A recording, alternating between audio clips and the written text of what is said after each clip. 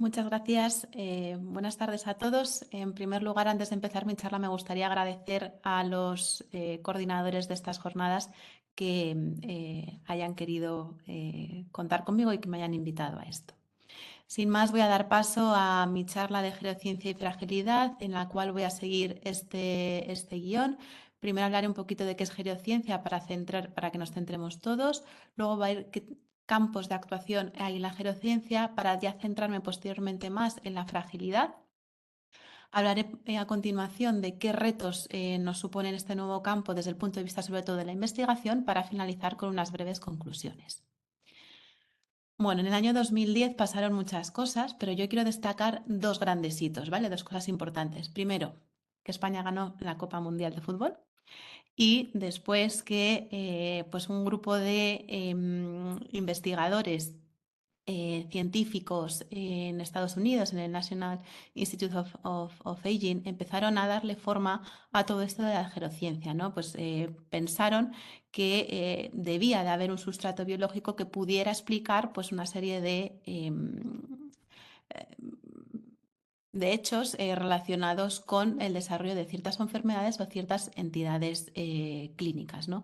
Y en relación a esto, pues se fundó el grupo de interés de gerociencia, entre los que participaron, pues, como el de la foto, Felipe Sierra y, bueno, más investigadores de allí de Estados Unidos.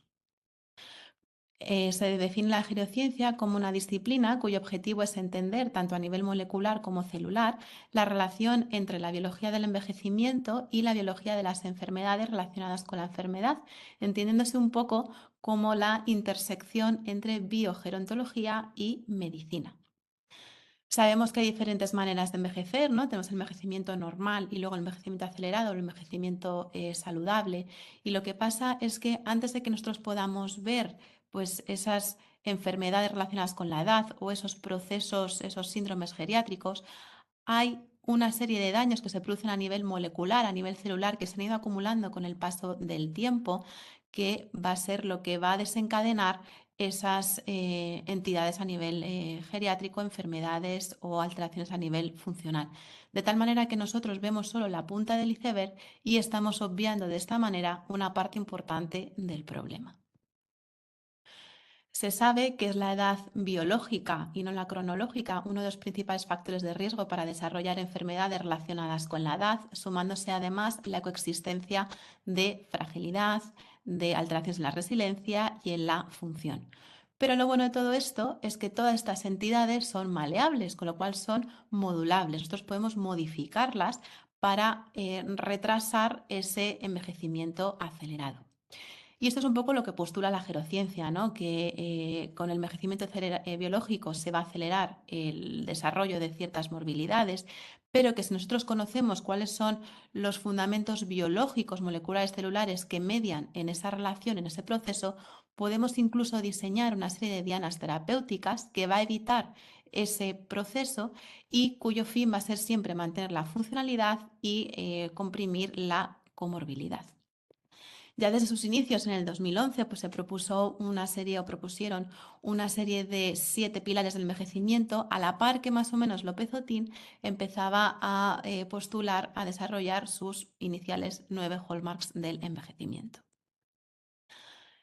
Los objetivos de este grupo de interés eran, por un lado, establecer una serie de estudios de investigación con modelos animales más apropiados, centrándose siempre sobre la salud frente a la enfermedad, con el fin de desarrollar una serie de biomarcadores, tanto moleculares como celulares. Así pues, ¿cuál es el campo de actuación de la gerociencia? Pues bueno, bastante amplio, ¿no? Tenemos la fragilidad, la sarcopenia, la osteosarcopenia, las enfermedades neurodegenerativas y cardiovasculares, los procesos metabólicos, enfermedades oncológicas o procesos de nutrición. Y en esta charla pues me voy a centrar un poquito más en la fragilidad. Digamos que existen como 3 diferentes tipos de envejecimiento o 3 niveles de envejecimiento en los cuales estaría en la base el envejecimiento biológico, luego estaríamos en el envejecimiento fenotípico y ya en la punta sería el envejecimiento funcional. Hay una relación entre todos estos niveles de envejecimiento, de tal manera que en el momento en el que los mecanismos compensadores no sean capaces de hacer frente a ese daño que se produce, pues por ejemplo a nivel biológico, ya empezaría un deterioro y daría paso a el siguiente nivel, al siguiente tipo de envejecimiento, que sería el envejecimiento fenotípico, así evolucionando hasta que ya veamos un envejecimiento funcional. Y en relación a esto, en función de en qué tipo de envejecimiento estemos hablando, pues estaríamos utilizando también una serie de términos u otros. De tal manera que si hablamos del envejecimiento biológico, estaríamos refiriéndonos a daño molecular, alteraciones en la reparación, alteraciones o reducción en la señalización. Si estamos hablando ya de envejecimiento fenotípico, estaríamos hablando de términos de composición corporal, de mecanismos homeostáticos, de salud a nivel mental cerebral, perdón. Y si estamos hablando ya de envejecimiento funcional, pues ya sería temas relacionados con función cognitiva, física, estado afectivo, sueño, fragilidad, etcétera, etcétera. Podemos dividir, tal y como he comentado previamente un poquito, ¿no? el papel de la geronciencia en dos grandes apartados, ¿no? Por un lado los biomarcadores y por otro lado las dianas terapéuticas, de las que hablaré un poquito más adelante. Importante recalcar que todos los biomarcadores o todos los estudios que se centran en buscar biomarcadores se centran basándose siempre o bien en los 7 pilares del envejecimiento o bien en los hallmarks del envejecimiento. Destacar que como la última edición, ¿no? Con esos 3 nuevos, pues fue muy reciente del año pasado, todavía no hay ningún estudio que incluya los nuevos hallmarks, ¿no? Sino que se basan todos en los 9 previos. Lo que se postula es que hay una relación bidireccional entre la inflamación crónica y el envejecimiento patológico, las diferentes enfermedades relacionadas con el envejecimiento, mediadas a través de una serie de mecanismos proinflamatorios crónicos, ¿no? Pues tales como pudieran ser pues, alteraciones las especies reactivas de oxígeno, alteración en la relación del NADH-NAD, daño a nivel mitocondrial, daño a nivel de la señalización en diferentes vías, daño también de la formación de las proteínas, daño a nivel del ADN, que todo eso modulado por una serie de factores proinflamatorios externos, como pudieran ser pues, estilos de vida, infecciones, dieta o exposición a determinados agentes, va a aumentar el riesgo de desarrollar ciertas enfermedades relacionadas con la enfermedad, con la edad, como pudieran ser pues, enfermedades metabólicas, cardiovasculares, neurodegenerativas o procesos oncológicos. En esta publicación del mes pasado, López Otín lo que hace es un poco hacer una revisión y clasifica los hallmarks del envejecimiento en 3 categorías: primarios, antagonistas e integrativos. Los primarios son aquellos que son intrínsecamente negativos, los cuales nos podrían servir como para evaluar y hacer un seguimiento de las fases precoces del envejecimiento. Los antagonistas son aquellos que tienen efectos opuestos en función del grado de intensidad, de tal manera que si tenemos una intensidad bajo serán protectores, si es alto pues serán dañinos, con lo cual lo podemos utilizar para evaluar la respuesta al daño en fases más tardías o incluso ante situaciones clínicas determinadas. Y los integrativos, por último, hablan ya de homeostasis tisular, que nos pudieran servir para valorar tasa global de envejecimiento. En un mundo ideal, pues los biomarcadores tendrían que cumplir estas 5 premisas, ¿no? Primero, que se fueran capaces de medir envejecimiento en varios sistemas de una manera no invasiva, tanto en modelos animales como en humanos, y que predijeran además mortalidad, enfermedad relacionada con la edad y pérdida de función. Sin embargo, a día de hoy todavía no se ha encontrado ningún solo biomarcador que cumpla con estas 5 características. A continuación voy a comentar o mostrarles una serie de biomarcadores que son potencialmente o pueden mediar potencialmente en esta relación, ¿no? Basándose siempre, ya digo, en los hallmarks of aging o en los 7 pilares del envejecimiento.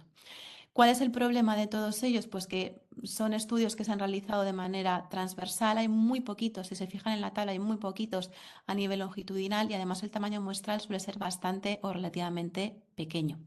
¿Vale? Pues aquí, por nombrar algunos, pues bueno, tenemos biomarcadores relacionados con daño a nivel genómico, con la longitud de los telómeros, metilación del DNA, a nivel de la suirtina 1, de la apelina también relacionados con procesos nutricionales. También se han visto, por ejemplo, biomarcadores en relación con procesos proinflamatorios, como tanto la PCR como la interleuquina 6, sí que tienen sí que son factores de riesgo bastante importantes en el desarrollo de fragilidad. Y aunque también se ha visto que el TNF-alfa pudiera tener un papel, pero parece que la relación es menos importante, menos potente que con los dos previos. Este grupo, por ejemplo, lo que hizo fue establecer una serie de biomarcadores comunes entre la fragilidad y la sarcopenia, entendiéndose la fragilidad muchas veces como un sustrato de la sarcopenia, ya que tienen también muchos mecanismos fisiopatológicos en común. Y así establecen pues, una serie de biomarcadores que los dividen en marcadores relacionados con la inflamación, con alteraciones en el metabolismo de los aminoácidos y ya empiezan a hablar de biomarcadores relacionados con la microbiota. Aquí, por ejemplo, pues otros, ¿no? Establece una serie de biomarcadores diferentes relacionados con la inflamación, con la inmunosenescencia, con las alteraciones en el metabolismo de la glutamina y de productos nitrogenados, como por ejemplo la asparagina o el ácido aspartico, y también biomarcadores relacionados con el estrés oxidativo o con una respuesta, una alteración a la respuesta por estrés. El Consenso Internacional de Fragilidad y Sarcopenia postuló en el 2021, hizo una revisión de los posibles biomarcadores que podían estar relacionados con el riesgo de desarrollar fragilidad. Y no solo eso, sino que también dieron un paso más allá y propusieron una serie de biomarcadores ómicos, ¿no? Pues de genómica, proteómica o metabolómica.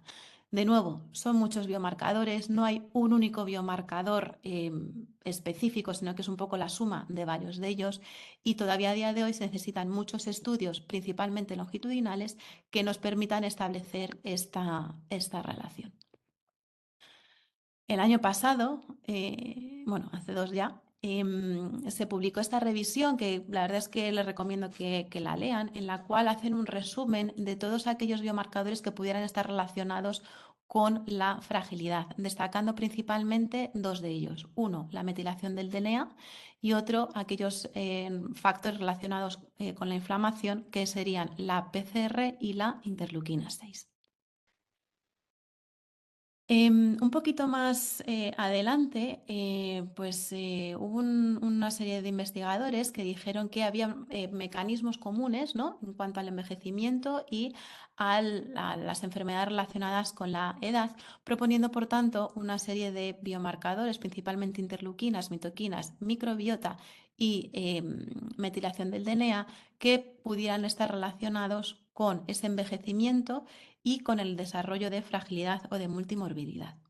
Como ya habrán visto, pues hay muchísimos, ¿no? Hay una infinidad de biomarcadores y que probablemente puedan haber más.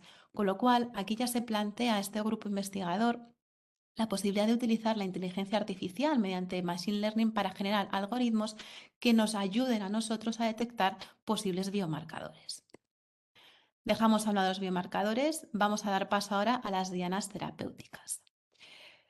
Sabemos que el ejercicio es una herramienta muy potente, ¿no? Para mediar o para modular pues, todos esos daños que se pueden producir a nivel molecular, a nivel celular y que luego lo vamos a ver a nivel fenotípico, ¿no? Pero es que además ahora se está investigando y se está postulando una serie de moléculas para modificar también esa relación y hacer que todos esos daños biológicos que van a favorecer el desarrollo de, en este caso, fragilidad, pues se retrasen, ¿no? Entre ellos son los senolíticos y los precursores de NAD, los cuales intervienen en reacciones de reducción-oxidación, en reparación del ADN, alargamiento de los telómeros o también procesos de microbiota. Esta tabla es un poco farragosa, lo único que la he traído, pues bueno, para que vean en qué tipos de fármacos se están haciendo ya un estudio que pudieran actuar como frenadores, ¿no? de este envejecimiento acelerado.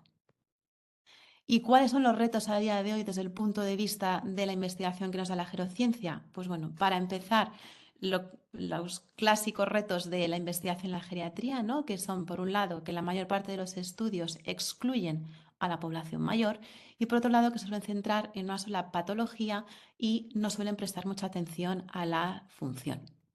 Es por ello por lo que propone este grupo, estos autores, una serie de outcomes que se podrían tener en cuenta a la hora de investigar en gerociencia, ¿no? Pues como podrían ser ciertas enfermedades, síndromes geriátricos, alteraciones en la función no solo física, sino también biológica y también la mortalidad y en la esperanza de vida.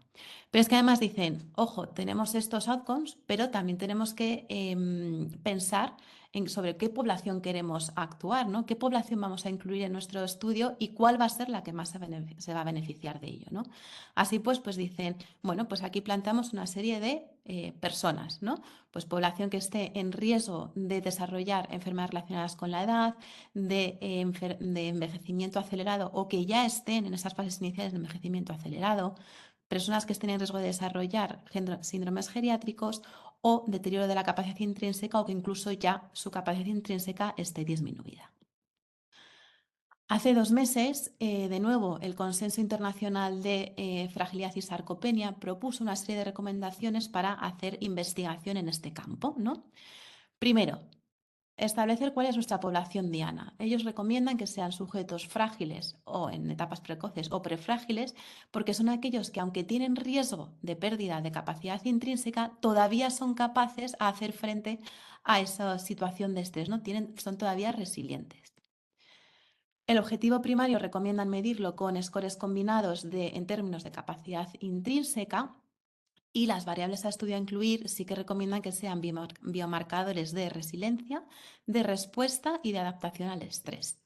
Y por último, recomiendan también que o bien sea el objetivo primario o bien el secundario, pero al menos uno de ellos siempre sea algún biomarcador relacionado con el envejecimiento y la resiliencia.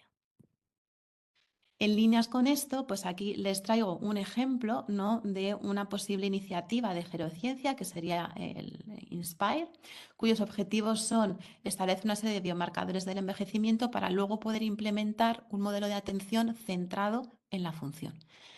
En función de qué estemos hablando, si de envejecimiento saludable o ya de envejecimiento en fases un poquito más tardías, el objetivo de uno u otro va a ser diferente, los biomarcadores que van a medir también van a ser diferentes y por tanto pues también los resultados que esperan encontrar pues serán diferentes. Ahí les dejo abajo la página web, pues alguno de ustedes estuviera interesado, porque la verdad es que el campo de actuación que tiene este grupo de investigación pues es bastante amplio. Y ya para finalizar, importante destacar que la gerociencia es una nueva o relativamente nueva disciplina que lo que intenta es actuar como de intersección entre la biogerontología y la medicina, ¿no?, relacionando la biología del envejecimiento con la biología de las enfermedades, con el fin de que entendamos bien cuál es el sustrato biológico de ese proceso de envejecimiento para ayudarnos a retrasar la aparición pues, de ciertas enfermedades o de envejecimiento acelerado a través de una serie de biomarcadores que, insisto, no va a ser solo uno solo, sino que va a ser un grupo de biomarcadores, entre los que mayor peso tienen principalmente son los relacionados con la metilación del DNA y procesos proinflamatorios. Que además esto también nos va a servir para establecer una serie de dianas terapéuticas que pudiéramos utilizar como futuro tratamiento farmacológico y que desde el punto de vista de investigación es muy importante que modifiquemos el diseño clásico de los estudios, que seleccionemos muy bien la población a la que va a ir dirigida y que los outcomes principales se midan siempre en manera de términos de función. Y muchas gracias. Muchas gracias por la presentación de la doctora Isabel Rodríguez. Si tuvieran alguna pregunta, por favor, lo pueden hacer por el chat. Mientras tanto, una pregunta, doctora Isabel.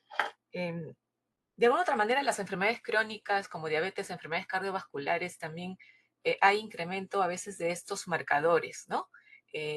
Uno podría decir quizás que los adultos mayores multimórbidos con estas enfermedades podrían tener mayores marcadores, estos biomarcadores en frágiles versus no frágiles. ¿Hay algunos estudios que comparan sobre esto?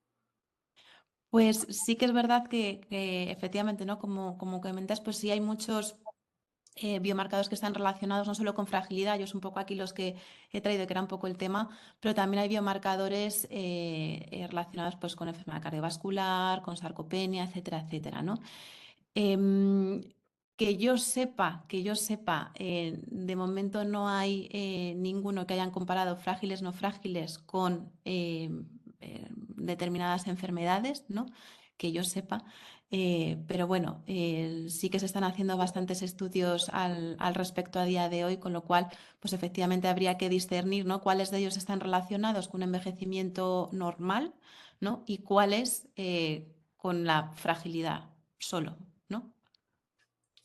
Muy bien, tenemos algunas preguntas de los participantes. Cristian Silvia nos pregunta, ¿los biomarcadores de envejecimiento siempre coinciden con los de fragilidad o son diferentes? Pues justo más o menos un poco lo que había comentado ahora, ¿no? Sí que hay muchos que coinciden, ¿vale? Pues por ejemplo, todos los que están relacionados con estrés oxidativo, con daños en el DNA, con también dos factores proinflamatorios, con lo cual por eso yo creo que también es muy importante que se sepa hacer un poco la distinción, ¿no? Entre cuáles son los asociados al envejecimiento normal y cuáles pueden estar relacionados con la fragilidad per se, ¿no? Aunque probablemente estén un poco interrelacionados los unos con los otros, pero, pero bueno. Eh, Otra pregunta, ¿qué utilidad puede tener el estudio genético en el futuro en cuanto a diagnóstico y tratamiento?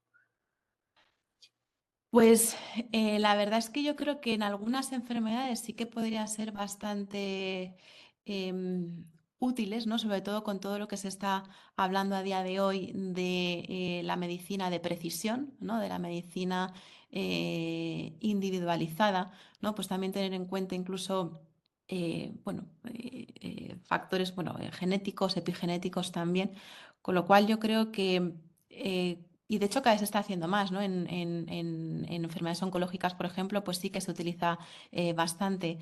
En la práctica clínica geriátrica, pues tendrá que empezarse a utilizar poco a poco. También tendremos que ir determinando muy bien cuáles son esos factores, pero yo creo que sí que podría ayudar mucho a hacer tratamientos cada vez más individualizados, ¿no? Disminuyendo incluso el evento de efectos adversos. Y otra pregunta, como se mencionó digamos, en los temas anteriores, los determinantes sociales tienen un gran impacto en que las personas mayores podrían hacer fragilidad, ¿no? Eh, de esta manera, digamos que le da un riesgo a que este paciente, si está en la pobreza, no tiene acceso a los servicios de salud, en un futuro podría ser frágil comparado con los otros adultos mayores, ¿no? En ese sentido, estos marcadores de fragilidad, ¿cuán riesgo le dan comparado quizás a esos determinantes sociales? ¿Existe algún tipo de comparación? Pues de todo lo que he revisado yo, no hay nada hecho a día de hoy de momento con eh, parámetros sociales, la verdad. Yo creo que bueno, sí que sería quizá un campo bastante interesante de actuación, sobre todo pues tema, por ejemplo, de soledad o de soledades no deseadas, ¿no? Principalmente, que igual sí que se podría relacionar e investigar, pero hasta donde sé yo, no, por lo que he estado leyendo, no he encontrado nada al respecto.